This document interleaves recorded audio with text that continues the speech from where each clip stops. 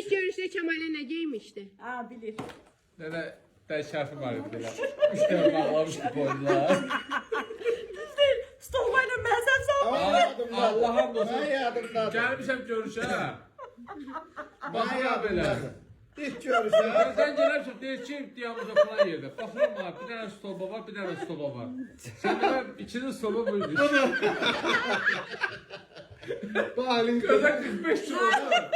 Allah Nail 45 kilo. Şimdi bağırıp başına belə. Ha, bak formaya geldi. Kulak al.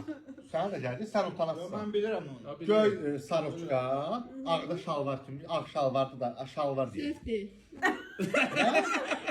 Buradan ağını zadıram yalan deyil. Allah sefti. Göyün ağa. Allah sefti. Ay, Madoda deyirəm, Madoda deyirəm. Avqustun 15-i. Sefti ise. Nə giyinmirsən? Göy mayka, qara şalvar. Ha. Göy maykanı dedim. Detal yabında kapıdan Qara geldi. şalvar. Yarsan deyil. İlk görüşümüz. Bir daha söz deyim, bir dəqiqə. Yox, bir dəqiqə. O yalan deyil, mən düz deyirəm.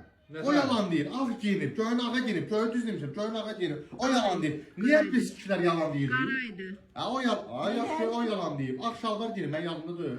Ne giymişti? Stolba yanında bir çocuk. Sana şöyle yalan deyim, mən Adam da göyün ağa deyirəm, o da deyil, göyün qarı, o yalan deyil. Niyə kişilər inanmırlar?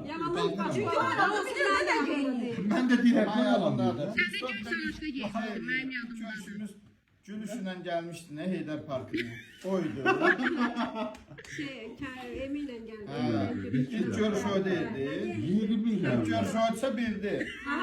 Malos bu renk şalvar kofta giymiştin. Ders. Bence. Arkası. Arkada Sağ trafik. ol, Rasim.